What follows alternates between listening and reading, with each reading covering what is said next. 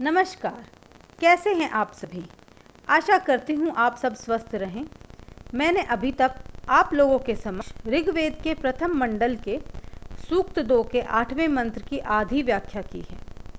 शेष मंत्र की व्याख्या लेकर मैं आप सबके समक्ष आज उपस्थित हुई हूँ। ऋग्वेद के सूक्त 2 का 8वां मंत्र है ऋतेन मित्रा वरुण वृता वृधा वृत स्पृशा क्रतुम बृहंत माशाथे। मैं फिर से दोहराती हूँ, ऋतेन मित्रा वरुण वृता वृधा वृत स्पृशा क्रतुम बृहंत माशाथे। मैंने अभी तक वृत स्पृशा तक की व्याख्या की है।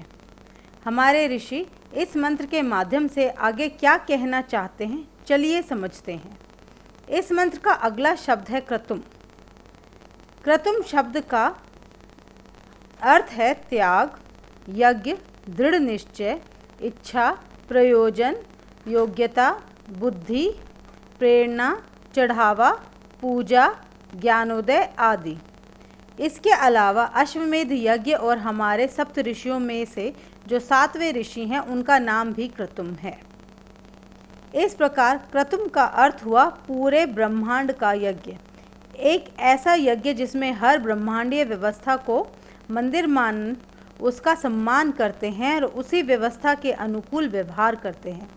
मित्र और वरुण देव इस यज्ञ रूपी व्यवस्था का संचालन करते हैं और हमें भीतर व बाहर से इसका सम्मान करना सिखाते हैं।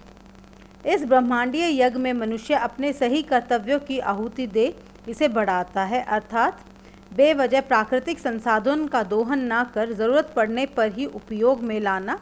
अगर मुझे 1 बाल्टी पानी की ज़रूरत है तो मैं उतना ही उपयोग में लाऊंगी और ज़्यादा पानी इस्तेमाल कर उसे बर्बाद नहीं करूंगी। यह तो हुआ क्रतुम का भौतिक अर्थ। आध्यात्मिक अर्थ से तात्पर्य है मनुष्य अपने मन को दृढ़ बना प्रकृति का दोहन ना कर उसका सम्मान करे व उसे हर समय धन्यवाद करे, क्योंकि अगर यह व्यवस्था बिगड़ी तो मनुष्य अपना ही विनाश कर बैठेगा।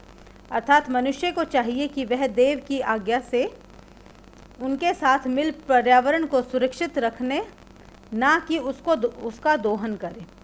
पर्यावरण की रक्षा सिर्फ पेड़ लगाने या जल बचाने से नहीं होती, अपितु मनुष्य को चाहिए कि वह अपने स्वार्थ से ऊपर उठ इस ब्रह्मांडीय व्यवस्था का सम्मान करे व दोनों को अपना काम करने दे, क्योंकि जब कभी प्रकृति का संतुलन बिगड़ेगा तो मनुष्य उसे पुनः स्थापित नहीं कर पाएगा।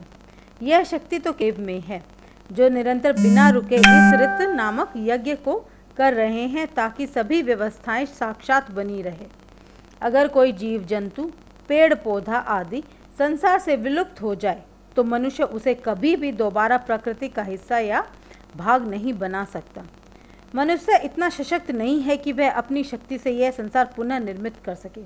यह तो एक स्वयं स्थापित व्यवस्था है जिसका भाग स्वयं मित्र व वरुण देव भी हैं, और यह देव इस व्यवस्था के संचालन में भी सक्षम है। मनुष्य नहीं, आज जो जीव इस संसार से विलुप्त हुआ है, क्या मनुष्य उसे पुनः संसार को लौटा सकता है?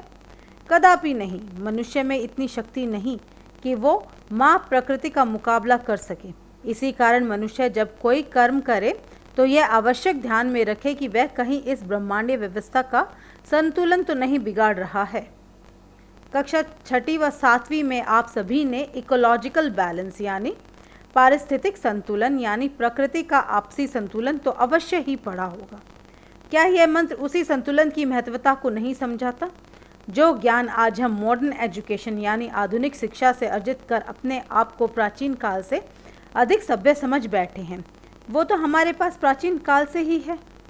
काश कभी हमने अपने ग्रंथों का अध्ययन किया होता तो यह देश इस आधुनिक ज्ञान को पहले ही समझ चुका होता और पूरे विश्व के लिए उदाहरण होता। इस मंत्र का अगला और आखिरी शब्द है बृहंत माशाथे। इस शब्द को 2 भागों में बांटा जा सकता है, बृहंत व आशाथे।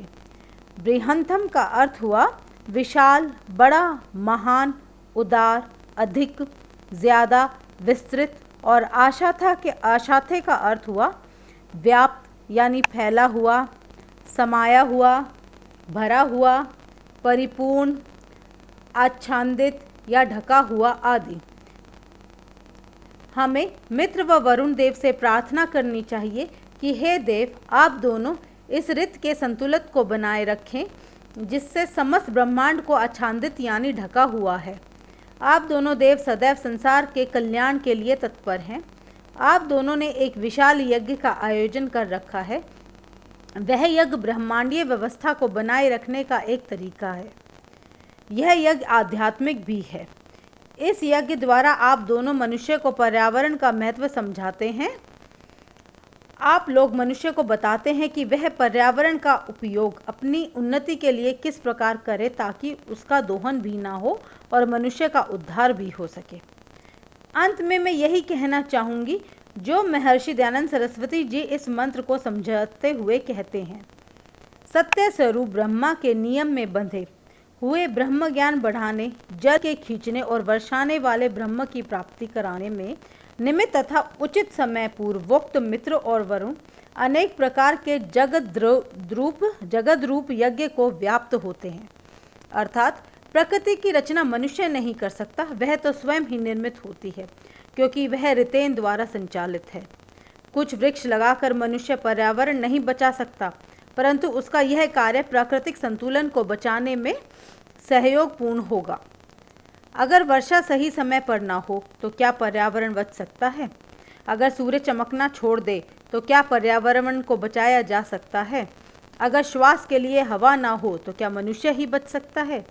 यह सब कार्य अपने आप होते हैं। हम सब ऋतेन यानी कॉस्मिक ऑर्डर यानी ब्रह्मांडीय व्यवस्था का एक हिस्सा मात्र हैं, उसके स्वामी नहीं। यह व्यवस्था अत्यंत विशाल, परिपूर्ण और विस्तृत है। यहाँ सब स्वयं ही निर्मित होता है और स्वयं ही नष्ट होता है।